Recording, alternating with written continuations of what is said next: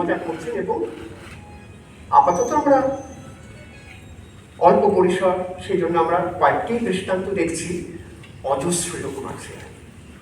সে বইটার কথা আমরা মনে করতে পারি ইত্যাদি, যেখানে আমরা দেখব মুখ নিয়ে, মুখের গঠন নিয়ে কিন্তু রবীন্দ্রনাথ খেলা করছেন, মজা করছেন, ব্যঙ্গ তৈরি করছেন, হাস্যরস তৈরি করছেন।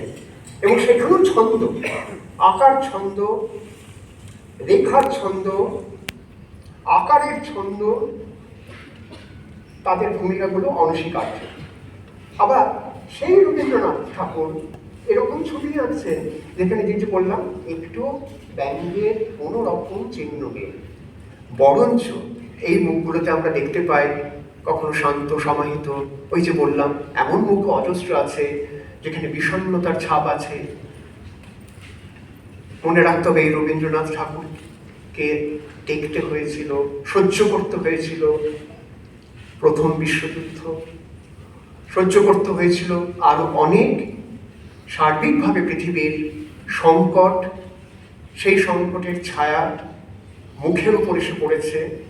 আবার ডান দিকের ছবিতে আমরা দেখতে পাই যার মুখ হোক না কেন, সে মুখে একটা শান্ত স্মিত হাসি, একটা আরামের চেহারা। এই আজকের উপস্থাপনায় খুব বেশি আমরা দেখতে পাবো না ছবি। মনে রাখতে হবে ওনার সেই জীবনে ধরা যাক 1927, 28, 29 থেকে শুরু করে ওনার মৃত্যুর আগে অবধি ওই অল্প কয়েকটি বছরে মনে রাখতে হবে পরের দিকে ওনার শরীর, ওনার স্বাস্থ্য ভেঙে পড়ছিল, কিন্তু অল্প সময়ের মধ্যে উনি 2000-এরও বেশি ছবি এঁকেছেন। যে সময় গুরুদেব কিন্তু অন্যান্য কাজেও সমানভাবে ব্যস্ত ছিলেন, শুধুই ছবি আঁকছিলেন তা নয়, স্বাস্থ্য ভেঙে পড়ছিল, যে কারণে উনি নিজে অনেক সময় একাধিকবার বলেছেন ছবি আমার শেষ বয়সের ক্রিয়া। যারা গুরুদেবের ছবিকে একটুখানি সমালোচনামূলক, একটু ক্রিটিক্যালি দেখতে চান, তারা অনেক সময় ছবিকে কিভাবে সমালোচনা করবেন বুঝতে না পেরে এরকম বলেছেন, হ্যাঁ ওটা তো অনেকটা বয়স্ক মানুষের খেলার ছলে করেছেন, অত গুরুত্ব দেওয়ার দরকার নেই।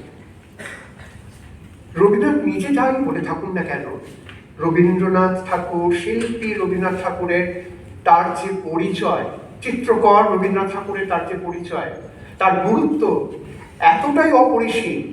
মনে রাখতে হবে যে 1930-এর পর থেকে হতে পারে ভারতবর্ষে তার ছবি প্রদর্শনী কম হয়েছে তখনও পর্যন্ত, কিন্তু প্যারিস থেকে শুরু করে জার্মানি, ইংল্যান্ড, রাশিয়া, একের পর এক প্রতিটি দেশে শুধু প্রদর্শনী করেছেন, প্রদর্শিত হয়েছে তা নয়, যেভাবে তৎকালীন আধুনিক শিল্পীদের, পশ্চিমের পাশ্চাত্যের আধুনিক শিল্পীদের কাছে সমাদৃত হয়েছে, যেভাবে অ্যাপ্রিসিয়েটেড হয়েছে, যেভাবে প্রশংসিত হয়েছেন, সেই প্রশংসা, সেই সমাদর কিন্তু শিল্পী রবীন্দ্রনাথকে আরো জোর দিয়েছিল, তাকে কাজের প্রতি আর কনফিডেন্স দিয়েছিল।